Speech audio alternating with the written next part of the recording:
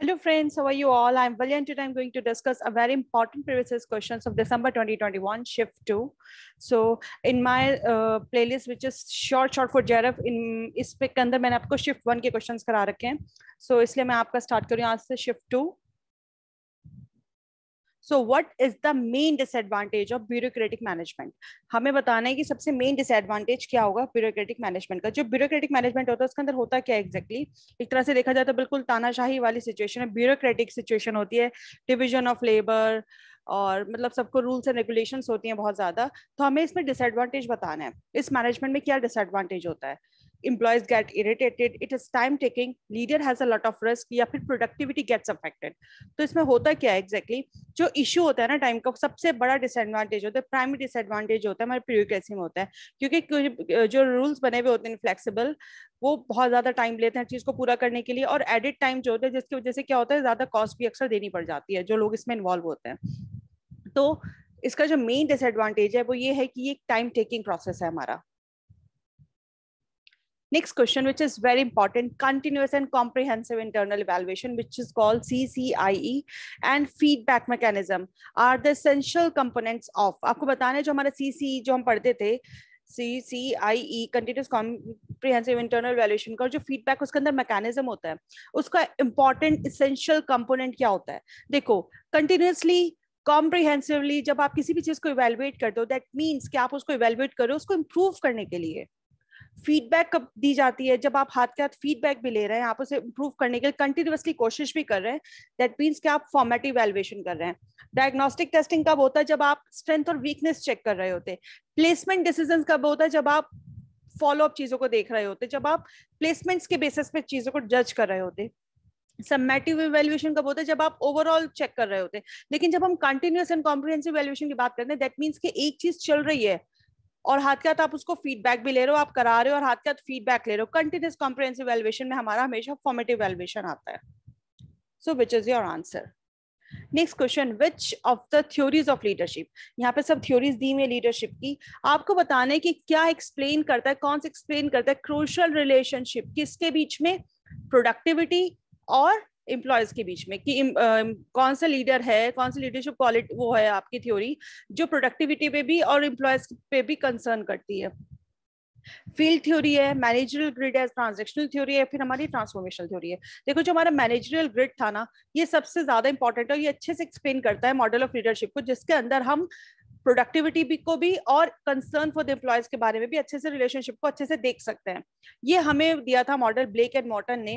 And the managerial grid model जो था वो हेल्प करता है मैनेजर्स को कि वो एनालाइज करें कि उन्हें कौन सा लीडरशिप स्टाइल सबसे बेस्ट रहेगा, कौन सी टेक्निक सबसे बेस्ट रहेगी अपनी टीम को ट्रेन देने के लिए. तो managers can identify how they concerning their concern for the production and the people with the manager. जो उस मॉडल में जो एम्प्लॉयज हैं, जिन किसके बेसिस पे वो अपनी कंसर्न भी देखें, अपना प्रोडक्शन भी देखेंगे, एम्प्लॉयज के बारे में भी जानेंगे. तो ये सब चीजें हम किससे के थ्रू करते हैं? मैनेजरियल ग्रिड मॉडल के थ्रू करते हैं. To dimensions of leadership, concern for the people जिसको हम वर्टिकल एक्सेस पे देखते हैं, and concern for the production जिसको हम हॉरिजॉन्टल एक्सेस पे देखते हैं. जो हमारा मैनेजरियल ग्रिड मॉडल है, इसे एक बार देख लेते हैं. इसका डायग्राम है ये वाला. देखो वर्टिकल ग्रिड में आप क्या देखते हो? Concern for the employees. And horizontal axis पे आप क्या देखते हो? Concern for the production. Production in the sense कि आप प्रोडक्शन को लेकर ज्यादा सोच रहे हैं या फिर आप अपने एम्प्लॉयज के बारे में ज्यादा इफिशिएंटली सोच पा रहे हैं. ये सब चीजें मैं इसमें डिटेल में पढ़ाऊंगी आपको. देखो इसमें अंदर हमने 5 बेसिक लीडरशिप स्टाइल्स देखे थे कि प्रैक्टिस करते हैं मैनेजर, जिसके बेसिस पे वो बिहेवियरल डायमेंशंस को चेक कर सकता है. एक तो ये कि वो कंसर्न होते हैं पीपल को लेकर, दूसरा वो प्रोडक्शन को लेकर कंसर्न होते हैं. ये वो डिग्री होती है जिसमें लीडर कंसिडर करता है टीम मेंबर्स की नीड के बारे में, उनके इंटरेस्ट के बारे में, जो उनका अपना पर्सनल डेवलपमेंट उसके एरियाज के बारे में कंसर्न करता है, कंसिडरेशन रखता है, ताकि वो अपने टास्क को अच्छे से कंप्लीट कर पाए. दैट मीन्स कंप्लीट कर पाए. कंसर्न फॉर प्रोडक्शन क्या होता है हमारा? This is the degree to which a leader emphasises concrete objectives, organisational efficiency. क्योंकि बात प्रोडक्शन की हो रही है, दैट मीन्स कि लीडर किस चीज के बारे में ज्यादा कंसर्न है? कैसी उसकी ऑर्गेनाइजेशन की एफिशिएंसी, कौन कौन से उसके ऑब्जेक्टिव्स हैं जो उसने अपने ऑर्गेनाइजेशन के लिए बनाए हैं, कि कैसे उसे प्रोडक्टिविटी को इंक्रीज करना है, कैसे अपने टास्क को अचीव करना है. यहाँ बात आती है हमारे कंसर्न फॉर द प्रोडक्शन की. तो ये जो फिगर है जिसमें वर्टिकल एक्सेस में क्या देखेंगे आप? वर्टिकल एक्सेस में आप देखेंगे concern for the people, and horizontal axis में आप देखेंगे कंसर्न फॉर द प्रोडक्शन। इसमें आते हैं हम इस बेसिस पे करते हैं। देखिए आपका कंट्री क्लब हो जाता है, सेकंड होता है आपका 9.9 की रेशो हम देते हैं टीम मैनेजमेंट को, ये होता है हमारा टास्क मैनेजमेंट, इम्पावरिश मैनेजमेंट, और फिर आता है आपका मिडिल ऑफ रोड। जो हमारा मिडिल ऑफ रोड होता है इसमें ये कहा जाता है कि ये बिल्कुल एक प्रैक्टिकल अप्रोच होती है। इसमें ना तो बहुत ज्यादा कंसर्न किया जाता लोगों के बारे में, ना बहुत ज्यादा कंसर्न किया जाता प्रोडक्शन के बारे में, सबको बैलेंस लेके चलते हैं। एक एक करके पढ़ लेते हैं। देखिए जो आपका 1.9 है, दैट मींस 1.9 आपका कंट्री क्लब। अब हम फर्स्ट वाले को डिस्कस कर रहे हैं, ठीक है, मैनेजमेंट की बात जहां आती है। इसमें क्या होता है, लीडरशिप हाई होती है and low production, that means high task but low task but high relationship. Relationship के बारे में तो अच्छे बारे में सोचते हैं लोगों के बारे में, लेकिन टास्क को लेके बहुत ज्यादा नहीं सोचते। तो रिलेशनशिप ओरिएंटेड मैनेजर होता है इसके अंदर, जिसमें हाई कंसर्न होता है लोगों के बारे में, लेकिन लो कंसर्न होता है किसके बारे में, प्रोडक्शन के बारे में। He pays much attention to the security and comfort of the employees.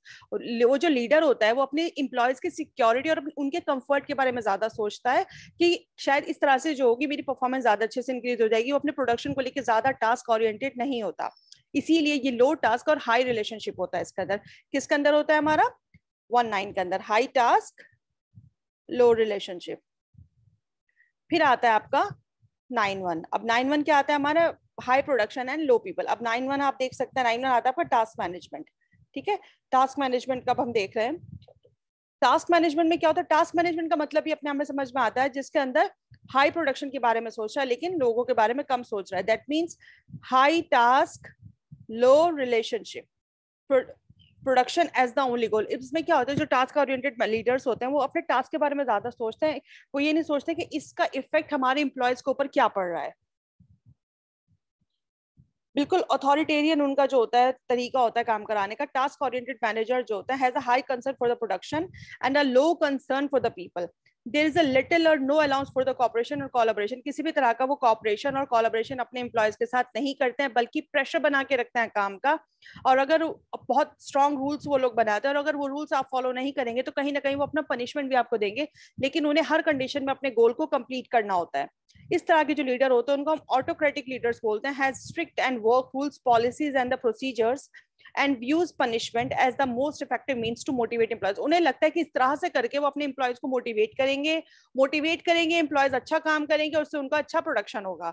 लेकिन वो एम्प्लॉयज के बारे में पर्सनली उनके बारे में नहीं सोचना चाहते, वो सिर्फ अपने टास्क को लेके टास्क ओरिएंटेड होते हैं, अपने गोल को कंप्लीट करने को लेके सोचते हैं। तो इसलिए हमारे इसमें क्या हो जाएगा, high task and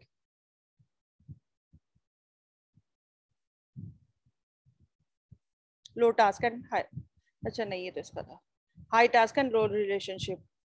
high task and low relationship, यहाँ मैंने उल्टा लिख दिया, low task and high relationship. Country club का हमने पढ़ा था ना, low task and high relationship, क्योंकि यहाँ पे वो पीपल को लेकर ज्यादा कंसर्न होते हैं, अपनी प्रोडक्टिविटी को लेकर कंसर्न नहीं होते। लेकिन टास्क और मैनेजमेंट का मतलब भी टास्क ओरिएंटेड हो गया आपका, कि वो अपने टास्क को लेके ज्यादा फोकस्ड होते हैं, रिलेशनशिप को लेके फोकस नहीं होते।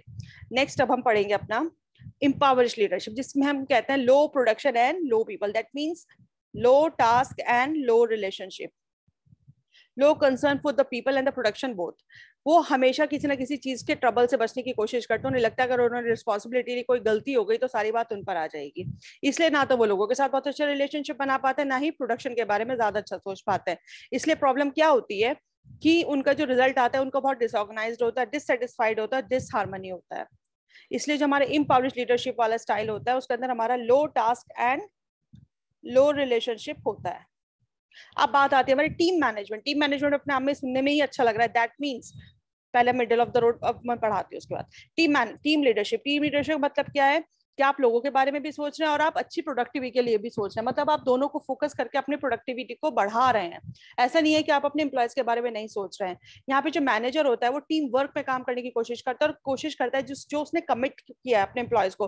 दैट मीन्स उसने कहा कि अगर हमने ये टास्क पूरा किया इसके बाद मैं सब लोगों को बहुत अच्छा बोनस दूंगा, उसने वो सब दिया। अब उसके बाद क्या होगा, जो एम्प्लॉयज होंगे वो आपके मोटिवेट हो जाएंगे और वो बहुत अच्छा काम करेंगे, एक टीम वर्क की तरह काम करेंगे, क्योंकि उन्हें पता है कि इसके बाद उन्हें एक अच्छा बोनस मिलेगा। वो मोटिवेट हो चुके हैं, उन्हें इंकरेजमेंट मिल रहा है।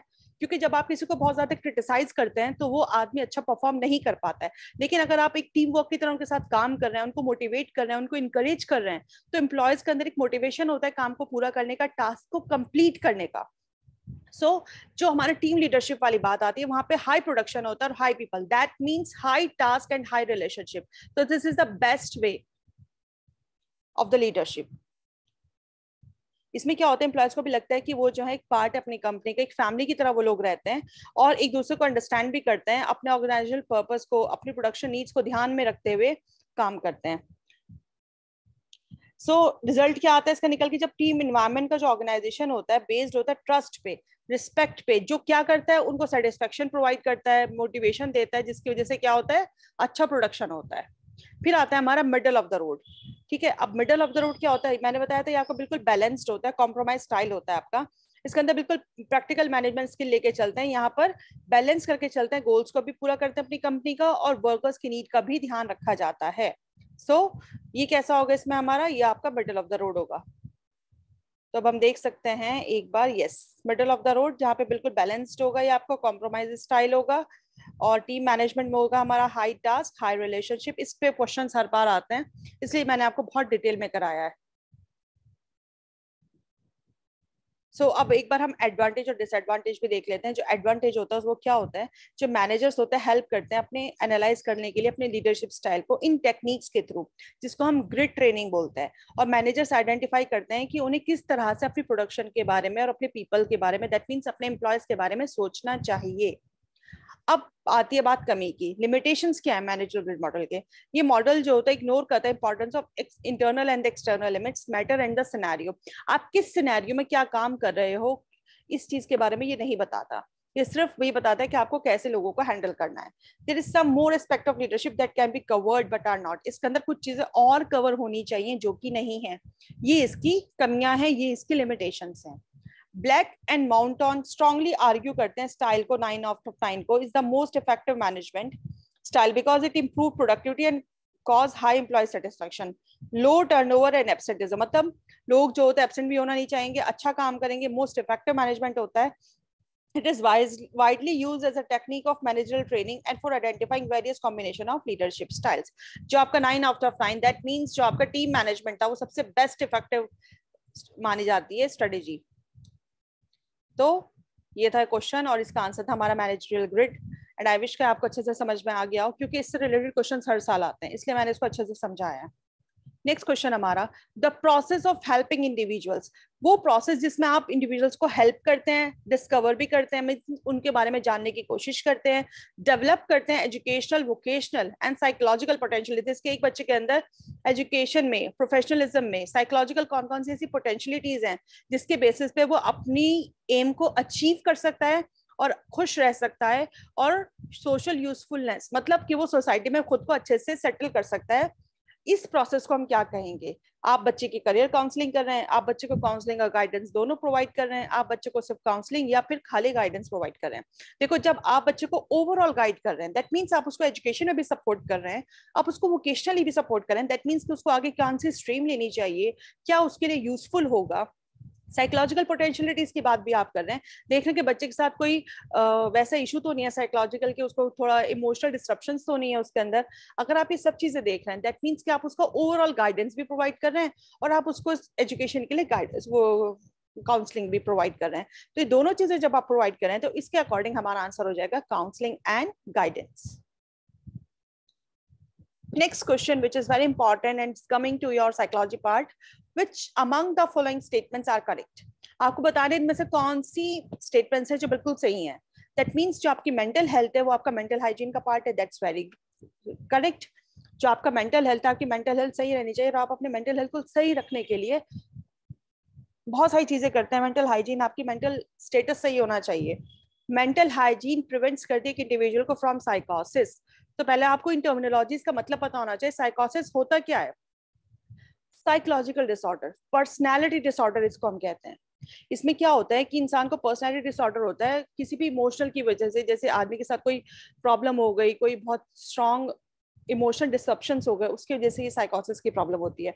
तो जो आपकी मेंटल हाइजीन होती है इससे आपको बचाती है साइकोसिस से. बिल्कुल ठीक बात है, मेंटल हाइजीन जो होती है वो इससे बचाती है हमें. ठीक है, फर्स्ट ऑप्शन भी आपका ठीक है. मेंटल हाइजीन प्रमोट करती है न्यूरोसिस को नहीं। न्यूरोसिस क्या चीज होती है? न्यूरोसिस होता है एक न्यूरोलॉजिकल डिसऑर्डर होता है, मेंटल डिसऑर्डर जिसको हम बोलते हैं। लेकिन ये होता किसकी वजह से? स्ट्रेस की वजह से, एंग्जाइटी की वजह से हो जाता है ये जेनेटिकली नहीं होता। तो मेंटल हाइजीन प्रमोट थोड़ी ना करेगी, बचाएगी आपको इससे, तो ये अपने आप में आपका नेगेटिव पॉइंट हो गया। Mental hygiene helps in treating mental disorders, बिल्कुल ठीक बात है, ये ट्रीट करती है मेंटल डिसऑर्डर्स को। अगर आप मेंटली हेल्थी रहेंगे, मेंटली हाइजीन फॉलो करेंगे, तो आप बहुत सारी बीमारियां ऐसी हैं जिनसे आप बच सकते हैं। तो सी हमारा गलत ऑप्शन हो जाएगा। तो फिर हमारा ऑप्शन क्या सही बैठता है आगे? A, B and D, which is your correct option. Next question है, इसके अंदर हमारी थ्योरीज गिवन है और ये हमारी कैरेक्टरिस्टिक्स गिवन है। Psychodynamic theory of counselling, behaviouristic theory of counselling, rational emotive theory of counselling and reality. तो एक बार हम कैरेक्टरिस्टिक देख लेते हैं, फिर हम बहुत इजीली आइडेंटिफाई कर सकते हैं कि कौन सी थ्योरी की बात की जा रही है। It is used to identify irrational beliefs, मतलब जहां रेशनल बात नहीं की जा रही, irrational beliefs and negative thought pattern that में लीड टू इमोशनल और बिहेवियर, जिसकी वजह से आपको क्या होगा? इमोशनल और बिहेवियर इश्यूज हो जाएंगे। तो rational emotive theory of counselling क्या होती है हमारी? जिसके अंदर हम आइडेंटिफाई करते हैं कि बंदे के अंदर किस तरह का वो लॉजिकली नहीं सोच पा रहा है चीजों को, वो इरेशनल बिलीव्स रख रहा है, उसके माइंड में नेगेटिव थॉट्स हैं जिसकी वजह से उसको बिहेवियर इश्यूज हैं। नेक्स्ट है हमारे एक्सप्लेन करता है पर्सनैलिटी को in terms of unconscious psychological processes, मतलब जब इंसान कॉन्शियस नहीं है उस वक्त जब उसके साइकोलॉजिकल प्रोसेसेस को एक्सप्लेन करती है उसकी पर्सनैलिटी, वो आता है हमारा psychodynamic theory of counselling.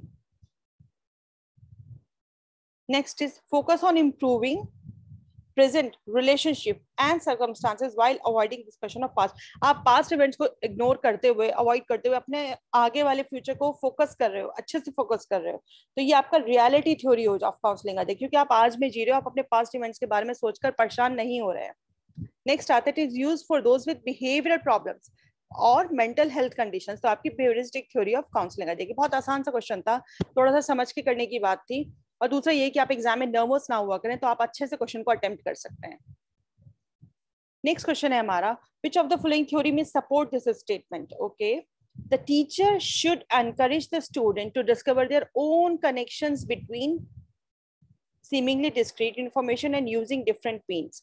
That means कि टीचर जो है encourage करती है अपने स्टूडेंट्स को कि वो डिस्कवर करे, इंफॉर्मेशन ले डिफरेंट तरीकों से। दैट मीन्स कि ट्विटर है, विकीज है, ब्लॉग्स है, अलग अलग एजुकेशनल रिसोर्सेज से आप क्या करें? इंफॉर्मेशन गैदर करें। तो ये आपका कॉग्निटिविस्टिक आ जाएगा, कनेक्टिविज्म आ जाएगा, कंस्ट्रक्टिविस्ट आ जाएगा, या फिर ह्यूमनिस्टिक आ जाएगा। देखो, जब बात आ रही है कनेक्शंस को जोड़ने की, तो कनेक्टिविज्म की बात की जा रही है, यहाँ पे कनेक्शंस को जोड़ के इंफॉर्मेशन लेने की बात की जा रही है, तो ये आपका आ जाएगा कनेक्टिविज्म। नेक्स्ट क्वेश्चन जो कि हमारा पियाजे की थ्योरी से आया, और पियाजे का मैंने बहुत अच्छे से डिटेल में कराया, तो अगर आपको कुछ भी देखना हो तो आप मेरी प्लेलिस्ट में जाके थ्योरी ऑफ पियाजे देख सकते हैं। सो हम जानते हैं सेंसरी मोटर स्टेज आपकी आती है 0 to 2 years, pre operational 2 to 6, concrete operational 6 to 11 and formal operational stage आती है आपकी 11 ऑनवर्ड्स। तो जो हमारे फॉर्मल ऑपरेशनल स्टेज की तो कैरेक्टरिस्टिक्स होते हैं, वो ये होते हैं कि जो बच्चा होता है बड़ा होता है, that means adolescence, 11 onwards adolescence and adulthood आ जाता है। इन्फेंसी में आता है बच्चा 0 to 2 years में, दैट मींस सेंसरी मोटर का हो गया आपका इन्फेंसी। फॉर्मल ऑपरेशनल स्टेज हो गई आपकी, यस, ये एडोलेसेंस एंड एडल्टहुड वाली। सेंसरी मोटर होगी हमारी इन्फेंसी वाली, दैट मींस कि आपका ऑप्शन बैठ रहा है आपका ये थर्ड वाला। प्री ऑपरेशनल स्टेज होती है आपकी टॉडलर और अर्ली चाइल्डहुड जिसे हम कह सकते हैं, एंड कॉन्क्रीट ऑपरेशनल स्टेज होती है आपकी एलिमेंट्री एंड अर्ली एडोलेसेंस। तो ये हमारा करेक्ट आंसर है। कोई भी प्रॉब्लम है तो आप मुझसे कमेंट सेक्शन में पूछ सकते हैं। तो ये था हमारा आज का लेसन, एंड आई विश के लेसन आपके लिए काफी यूजफुल और हेल्पफुल रहा हो।